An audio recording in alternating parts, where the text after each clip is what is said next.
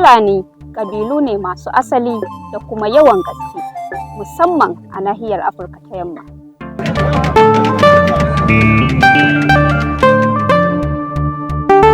Ƙasashen da Fulani suka fi yawan sansani sun haɗa da Mali, Burkina Faso, Nijar, Guinea, Cameroon, Najeriya da sauransu.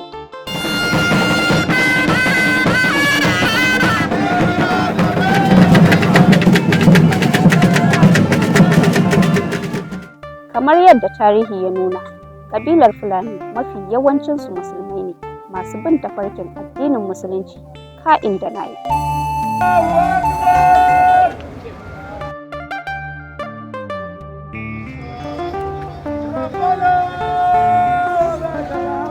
Kasantuwar hakan ne ma yasa su ne suka assasa ko jaddada addinin Musulunci a ƙasashen Afirka. Idan muka kalli ƙabilar kuwa ta ɓangaren sana'a, kowa ya san ƙabilar Fulani a matsayin makiyaya, wato masu kiwon dabbobi. Dabbobin kuwa sun haɗar da shanu da raguna da awaki da sauran ƙananan dabbobi kamar su kaji da sauran dangoginsu.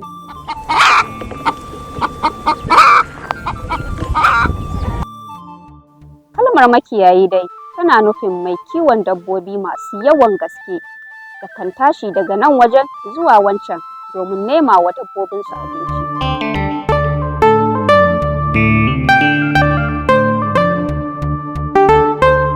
Mazajensu kuwa sun fi ƙarfi a wajen sana'ar kiwo.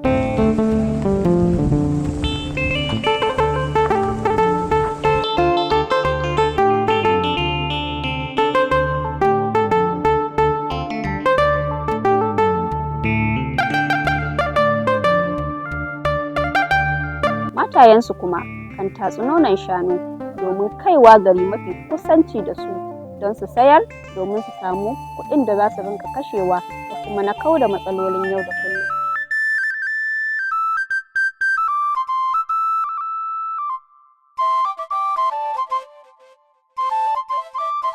Kamar yadda kowa ya sani, ƙabilar Fulani suna da al'adu iri-iri, kama da na bukukuwan aure, nishaɗi da dai sauransu.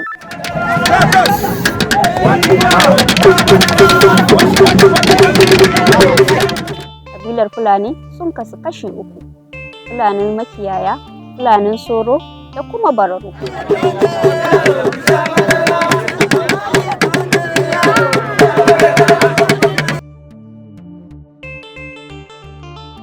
Da yake binciken namu akan Fulani makiyaya ya tsaya, waɗanda su ne suke da kaso mafi yawa a Afirka ta Yamma.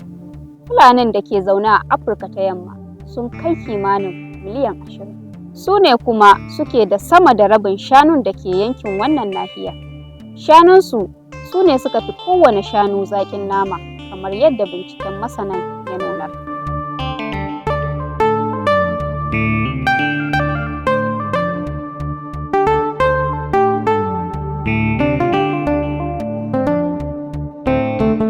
Sanadiyyar kaiwa tallan nono da ɓatayensu ke yi cikin gari yana ɗaya daga cikin dalilin da ya ƙulla dangantaka tsakanin Bafulatani da Bahaushe.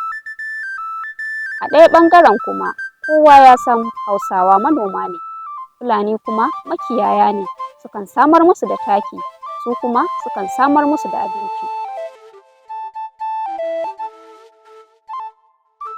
Banda waɗannan dalilai da na lissafa, akwai dalilai masu yawan gaske da suka sa Bahaushe da Bafulatani suka shiga junansu.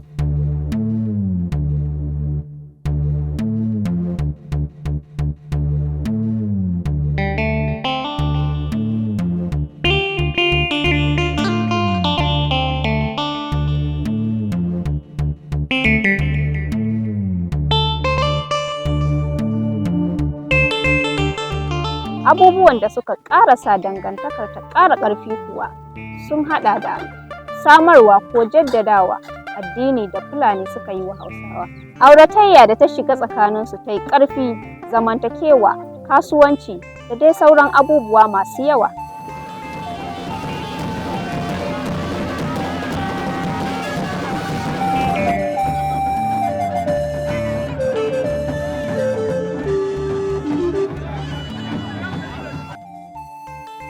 Waɗannan abubuwa shine yasa ake kiransu Hausa Fulani, saboda sun riga sun shiga jikinsu sama da shekara 500, don haka ba za su iya rabuwa ba.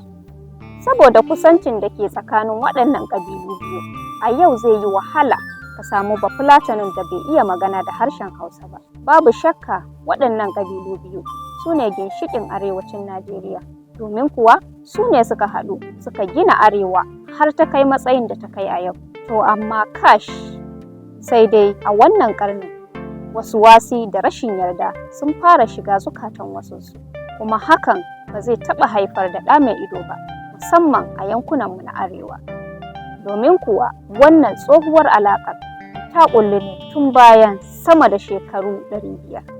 Wannan abu a fili yake ƙuru-ƙuru, domin kuwa so ake a gwara kansu domin cimma wata manufa, wanda har yanzu wasu ba su fuskanci haka ba. Kowa ya sani cewar ɗaukan wuƙa ne mutum ya daɓa a cikinsa idan aka samu koda cece-kuce ne a tsakanin waɗannan ƙabilu biyu, domin kuwa sun zama tamkar hanta da jini. Idan har za a wanke ɗaya, to sai dai su tafi tare.